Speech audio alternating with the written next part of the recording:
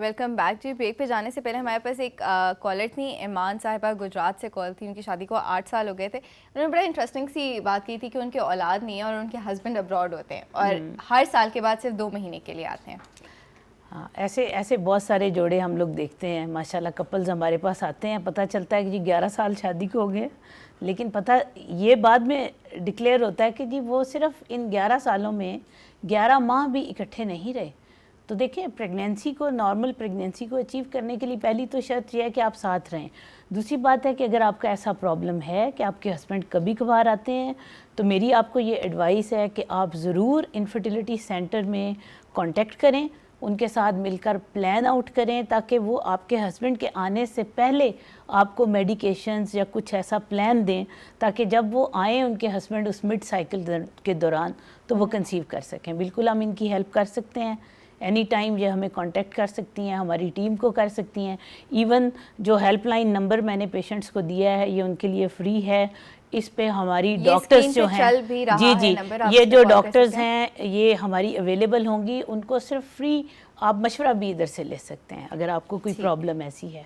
ठीक, अच्छा हमारे पास एक कॉलर है, हम कॉल ले लेते हैं। हेलो, अस्सलाम वालेकुम। वालेकुम सलाम डॉक्टर साहब, मैं इमरान बोल रहा हूँ बागदाद कश्मीर से। जी, कहाँ से बात कर रहे हैं? सॉरी, बागदाद कश्मीर से। जी जी, सवाल पूछेगा प्लीज। जी डॉक्टर साहब, मुझे एक्सेप्टिव एजोस्पर्मिया। अच्छा, तो इसके लिए काइंडली मुझे ट्रीटमेंट चाहिए। मैम आप कुछ स्पेसिफिकली पूछना चाहेंगे? जी, आपने क्या बताया, क्या है आपको प्रॉब्लम? ट्रैटोजोस्पर्मिया। ट्रैटोजोस्पर्मिया, हाँ जी। ये आपको, एजोस्पर्मिया। अच्छा, ये आपको कितने अरसे से पता चला है? ये मुझे तकरीबन 3-4 माह से पता चला। 3-4 माह से, अच्छा ठीक है। आप सुने, मैं आपको जवाब देती हूँ, ठीक है? आप हमारे साथ रहेगा, हम अभी आपके सवाल का जवाब देते हैं। आप भी हमारे प्रोग्राम का हिस्सा बन सकते हैं। आप हमें कॉल कर सकते हैं 4865-653 पे, 4865-654 पे। साथ आपके नंबर्स चल रहे हैं। एक और कॉलर है हमारे पास। हेलो, अस्सलाम वालेकुम। हेलो, अच्छा कॉल ड्रॉप हो गया। जी मैम, एक्चुअली सारा पेशेंट को बहुत सारी ऐसी टर्मिनोलॉजी जब हम पेशेंट को बताते हैं कि जी आपको ये प्रॉब्लम है, ओलिगोएस्थेनोस्पर्मिया है, ट्रैटोजूस्पर्मिया है, ये जो बता रहे हैं ये टिपिकल मेडिकल टर्मिनोलॉजी है, जिससे पता चलता है कि उनके जो स्पर्म हैं वो ना सिर्फ मूवमेंट उनकी ठीक नहीं है, बल्कि उनकी मॉर्फोलॉजी भी, यानी कि वो स्ट्रक्चर भी उनका डैमेज है। इसका मतलब है कि इनको कोई ना कोई ऑर्गेनिक डिजीज़ भी हो सकती है। ऐसे पेशेंट को फुल एवेलुएशन की ज़रूरत है। इनको मैं कहूँगी कि ये हमारे उससे कांटेक्ट करें। तो हमारा सेकंड कॉलर, इनका अगर टेस्ट ट्यूब बेबी बनता हुआ, इनकी इंडिकेशन हुई, ऐसे लोगों को बाज़ दफ़ा ICSI IVF test tube baby की ज़रूरत पड़ती है। तो हम लोग, जो मैंने इनको आपके प्रोग्राम में ऐलान किया था कि पहले 10 कॉलर्स को हम फ्री IVF इक्सी का जो है वो गिफ्ट देंगे। ये बड़ी अच्छी चीज़ है, ये प्लीज़ इसको अवेल करें। और हमारे इसी के साथ हमारे पास तो एक इनका दूसरा नंबर हम रख लेते हैं, तो ये हमारे से कांटेक्ट, हाँ नाम नोट कीजिए। तो हमारे पास एक और कॉलर है। हेलो, अस्सलाम वालेकुम। वालेकुम सलाम। जी, कॉलर कहाँ से बात करनी है? जी, मैं किरण बात कर रही हूँ, इस्लामाबाद से। प्लीज सवाल पूछिएगा। जी, मुझे अपने मामू के बारे में बात करनी है। जी पूछिए। जी, और 10 साल हो गए उनकी शादी को, उनके औलाद नहीं है। अच्छा, कभी इलाज कराया हो? कुछ डॉक्टर ने बताया? काफी डॉक्टर के पास गए हैं, वो काफी इलाज कराया, लेकिन कोई समझ नहीं आ रही उन्हें क्या प्रॉब्लम है। अच्छा, मैम आप कुछ स्पेसिफिकली पूछना चाहेंगी इनसे? हाँ जी, बिल्कुल। मैं इनको यही पूछने का, मेरा ख्याल है ये तो एक लंबी, सारा आप भी डॉक्टर हो, आपको पता है कि बहुत लंबी हिस्ट्री होगी। इनको आप थर्ड कॉलर, इनके मामू का नाम अगर आप लिखवा दें तो आपके मामू जो हैं उनको हम ये ज़रूर सर्विस अपनी दे सकते हैं। दूसरा, सबसे बड़ी बात यह है कि उन्हें कहें कि एक दफ़ा जो उनको करीब पड़ता है अपने इनफर्टिलिटी सेंटर में जाएं। अगर ये हमारे तक पहुंच रखते हों तो हमारे 2 सेंटर इस वक्त काम कर रहे हैं, एक सरगोदा में और एक लाहौर में, ठीक है? जो भी इन्हें ईजी पड़े ये हमारी तरफ आ जाएं। इनकी प्रॉपर एवेलुएशन होनी चाहिए ना। ऐसे तो हमें पता ही नहीं कि फैक्टर इन मेल पार्टनर में है या फीमेल में है। तो जो भी प्रॉब्लम जिनकी है हम उनको इंशाल्लाह एड्रेस करेंगे और फिर उसके बाद ही पता चलेगा, क्योंकि ये आपको पता है सारा ये बहुत कॉन्फिडेंशियल हिस्ट्री होती है। आपको पता है कि हमें बिल्कुल इजाज़त नहीं होती, जब हम लोग हिस्ट्री टेकिंग ले रहे होते हैं तो हमें ख़ास तौर पे अगर किसी पेशेंट की इनफर्टिलिटी की हिस्ट्री लेनी हो तो हम उसको एक साइड रूम में कपल को लेके तो उनसे बहुत कॉन्फिडेंशली कुछ चीज़ें पूछनी होती हैं। तो ये ऑन एयर तो डेफिनेटली हम नहीं पूछ सकते और प्रॉब्लम भी उनके मामू का है। तो फिर तो हम उनको हाँ, इतना आइडिया खुद भी नहीं आइडिया खुद होगा। नहीं है तो ये हाँ बेहतर ये एक जो चीज़ बहुत इम्पॉर्टेंट है कि टीवी शोज़ या सुनी सुनाई बातों से जो है ट्रीटमेंट खुद मत स्टार्ट किया करें। इन शोज़ का मकसद ये है कि आपको पता हो कि क्या चल रहा है और आप एक सही डॉक्टर के पास सही टाइम पे पहुंच जाएं ताकि इलाज मुमकिन हो सके। अच्छा, हम मैडम बात कर रहे थे आईवीएफ की। आपने जिस तरीके से कहा कि पहले 10 कॉलर्स को इंशाल्लाह हम आईवीएफ भी आप लोग प्रोवाइड करेंगे। आईवीएफ क्या है? हाँ, थैंक यू, आपने ये क्वेश्चन पूछा क्योंकि ये आज मैं इस क्वेश्चन का जवाब जो है ना वो मैं सीधा हाथ यहाँ नहीं लेकर जाऊँगी, मैं उल्टे हाथ से इनडायरेक्ट वे से आऊँगी। क्योंकि मैं आपको सारा मेरा बेसिकली आपके प्रोग्राम में आने का जो मकसद था वो ये था कि ऑडियंस को हम ये बता सकें कि इस वक्त पाकिस्तान में वो लोग जिन्होंने कभी टेस्ट ट्यूब बेबी का सोचा भी नहीं वो भी ऐसी फैसिलिटी ले सकते हैं। जिन लोगों को पता ही नहीं कि टेस्ट ट्यूब बेबी है क्या, या कभी वो बेचारे उनके घर खाने को रोटी नहीं है, हालात इतने ख़राब हैं और वो लोगों को उनको डॉक्टर ये बता देता है, वो तो क्लिनिक तक नहीं जाते। तो मैं ये चाह रही थी कि ऐसे लोग भी आज ये प्रोग्राम ज़रूर सुने क्योंकि उनका भी चांस बन सकता है। एंड्रोलॉजी इंस्टीट्यूट ऑफ अमेरिका ने आज से 7 साल पहले एक पाकिस्तान में टेस्ट ट्यूब बेबी सेंटर का आगाज़ किया। कुछ मैंने स्टडी भेजी, लोगों की पॉवर्टी के बारे में बताया कि यहाँ लोगों के क्या हालात हैं, कि लोगों के लिए हमारी जो गवर्नमेंट है वो कहती है कि जी खाने को रोटी नहीं है, पॉपुलेशन आपकी फट रही है, आप कह रहे हो कि जी हमें इनफर्टिलिटी के लिए ग्रांट दी जाए लोगों की ट्रीटमेंट के लिए।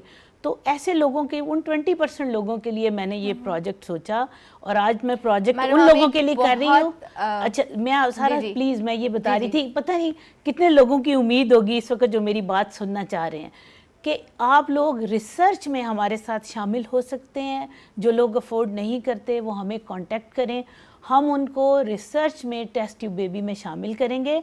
और टेस्ट ट्यूब बेबी अब मैं बताती हूँ कि है क्या। मैडम इस चीज़ को एक मिनट इधर ही हम रुकेंगे, हम इसके बारे में मजीद बात करते हैं। हमारे पास एक कॉलर है, हम कॉल ले लेते हैं। हेलो, अस्सलाम वालेकुम। अस्सलाम वालेकुम मैम। जी, कौन और कहाँ से बात कर रही हैं? मैं रावलपिंडी से बात कर रही हूँ, मिसेस कासिम। जी, प्लीज़ सवाल पूछिएगा।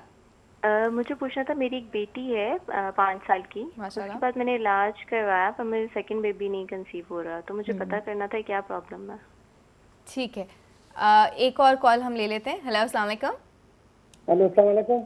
जी, कौन और कहाँ से बात कर रहे हैं? मैडम अहमद अली बात करूँ फ्रॉम सवादी। जी, प्लीज़ सवाल पूछिएगा। मैंने अपने बड़े भाई के लिए फ़ोन किया है। जी, पूछिए। उसकी तकरीबन 4 बेटे हुए और 5-6 महीने के हो जाते, फौत हो जाते। अच्छा, पैदा होने के बाद फौत हो जाते हैं? जी जी, 5-6 महीने तक हो जाते हैं तो बीमार हो जाते हैं, तो वो इलाज मिलाज तो करवाते हैं लेकिन एक महीना 40 दिन जिंदा हो जाता है, होता है फिर फौत हो जाता है। तो ये पूछा कि क्या मसला है। हमने तो बहुत इलाज भी करवाया उसके लिए। ठीक है, इसके लिए आपको जो है जी जी जो पहला औलाद है बेटी है वो बड़ी तकरीबन 7-8 साल की है, वो सही है। अच्छा, उसके बाद जितने भी औलाद हुए 5-6 औलाद हुए वो 5-6 महीने के वक्त में फौत हो जाते हैं। ठीक है, हम आपके भी सवाल के जवाब देने की कोशिश करेंगे, हमारे साथ रहेगा। जी मैडम, हम बात कर रहे थे, आप आईवीएफ के बारे में बता रही थी कि बेसिकली है क्या ये? बेसिकली ये है कि आप टेस्ट ट्यूब बेबी कोई ऐसा अमल नहीं है कि जो कोई बहुत ही अछूता अमल है कि आप उसको मौजज़ाती तौर पे कर रहे हैं। ये एक ट्रीटमेंट है। जैसे मैं आपको कहती हूँ कि आप किसी डॉक्टर के पास जाते हो, आपको पता चलता है, डॉक्टर कहता है जी आपको कोई ऐसी रसोली या ट्यूमर है, हमने इसको ऑपरेट करना है। तो ट्यूमर आपका मेडिसिन से ठीक होने वाला नहीं है, तो आप क्या करेंगे, नेक्स्ट स्टेप सर्जरी लेंगे।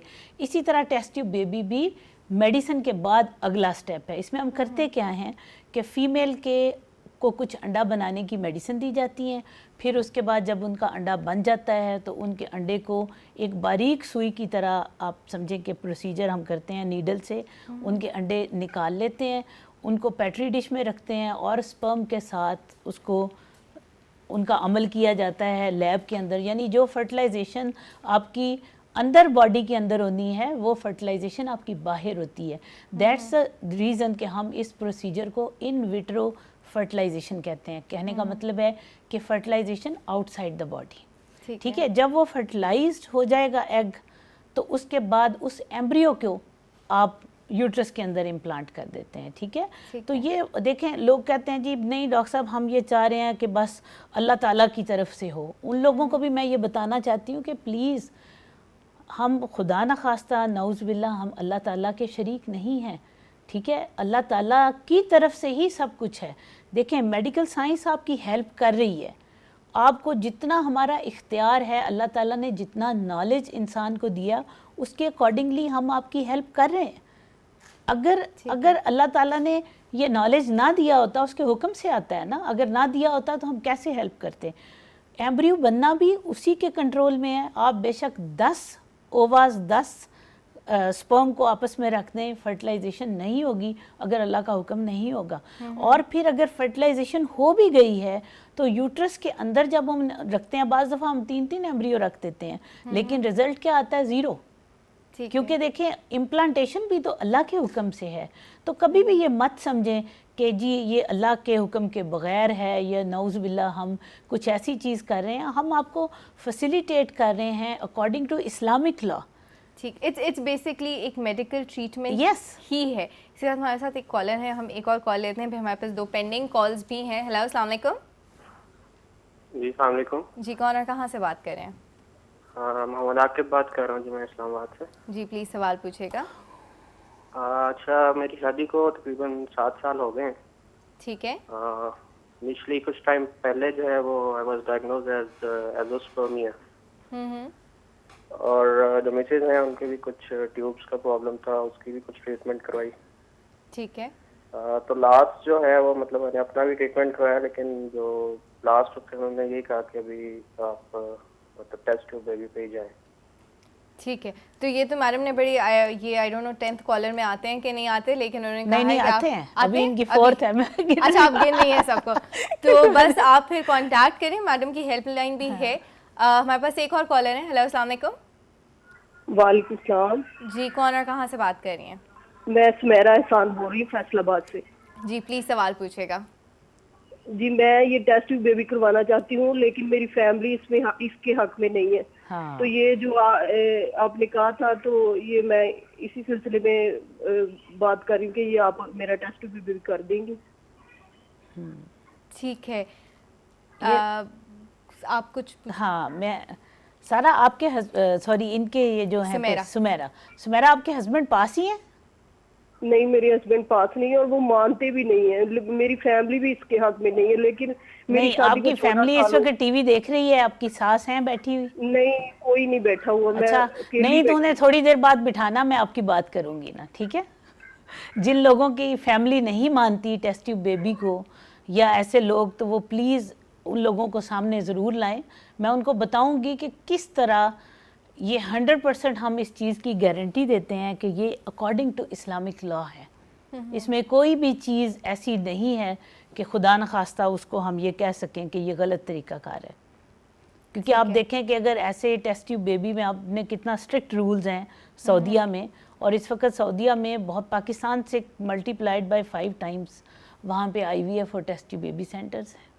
अच्छा, एक किरण साहिबा का सवाल था। ये चीज़ भी बहुत कॉमनली देखी जाती है कि आपकी फर्स्ट प्रेगनेंसी बहुत आराम से हो जाती है, कंसीव कर लेते हैं। जो आपकी कंसेक्टिव प्रेगनेंसी आती है, जो सेकंड होती है, उसके अंदर कपल्स को इशू होना शुरू हो जाता है। उस सिचुएशन में क्या करना चाहिए? ये बड़ा ज़बरदस्त मेरा ख्याल है कि ऐसा क्वेश्चन है कि ये ज़रूर हमें इस पे वैसे ही बात करनी चाहिए थी। इस पे एक वैसे अलग शो भी अलग शो होना चाहिए। यकीन करें कि आपको देखें, हम जब रिश्ता ढूंढते हैं ना सारा, तो हमें पता क्या है, हम देखते हैं जी लड़का क्या करता है, लड़की कितनी खूबसूरत है, क्राइटेरियाज ये होते हैं।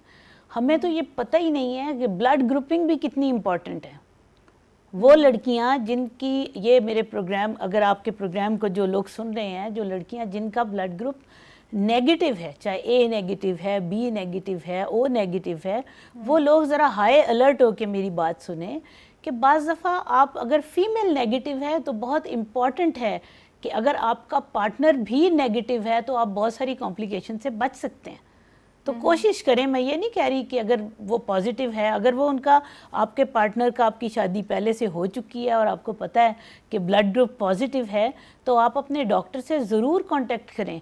वो आपको RH इनकम्पैटिबिलिटी का बताएगा कि होगा क्या कि आपका पहला बच्चा तो ठीक हो जाएगा, उसके बाद आप सेंसिटाइज हो जाएंगे, आपके अंदर ऐसी चेंजेस आ जाएंगी कि आपके जब भी कोई दूसरी प्रेगनेंसी होगी वो रिजेक्ट होती जाएगी।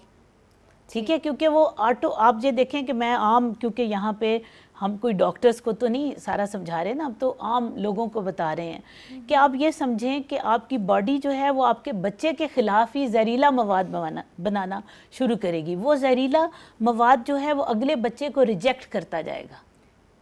ठीक है, तो इस चीज़ से बचने के लिए एक तो आपका ब्लड ग्रुप जो है ज़रूरी नहीं सेम हो, अगर फीमेल का नेगेटिव है और उसके हस्बैंड का ब्लड ग्रुप पॉजिटिव है तो डॉक्टर को ज़रूर नोटिस ये बताएं। हाँ, प्रॉपर स्क्रीनिंग बहुत इंपॉर्टेंट है। इसी के साथ हमारे पास एक कॉलर है। हेलो, अस्सलाम वालेकुम।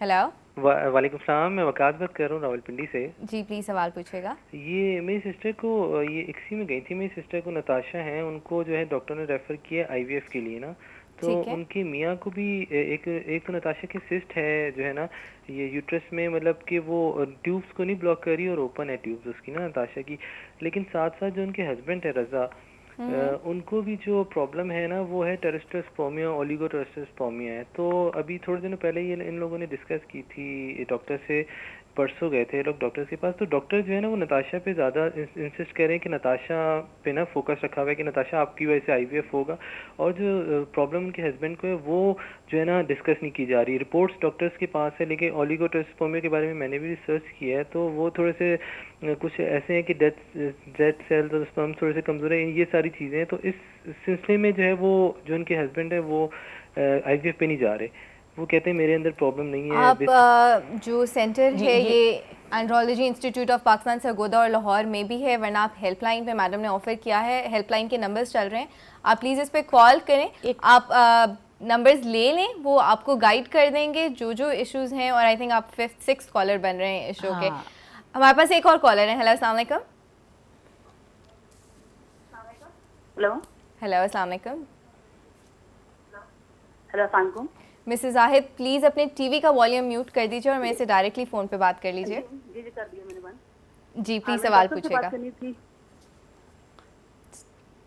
जी जी, असल में मेरी शादी को 14 साल हो गए। अच्छा, तो यानी कि मेरी हुई नहीं ना, शुरू से नहीं हुआ मुझे ना, प्रेग्नेंट हुई है ना। अच्छा, तो मैंने बहुत ज़्यादा इलाज करवाया, तो मुझे अभी डॉक्टर ने ज़्यादातर ये कहा कि आपके ना हस्बैंड में प्रॉब्लम है। ठीक है, तो फिर वो उन्होंने वैसे उन्होंने कहा था कि भाई आप वो टेस्ट भी करवाएं ना। ठीक है, तो लेकिन वो बात है कि हम अफोर्ड नहीं कर सकते थे इतना ज़्यादा ना। ठीक है, तो इसलिए फिर हमने नहीं इतना ध्यान दिया इस चीज़ पे। ठीक है मिसेस जाहिद, आप अपना नाम आपका हमने नोट कर लिया। इसके साथ वक्त हुआ जा रहा है एक ब्रेक का। ब्रेक से वापस आते हैं तो मैडम से पूछते हैं IVF की कॉस्ट कितनी है जो इतने सारे लोगों ने अवेल किया है। हमारे साथ रहिएगा।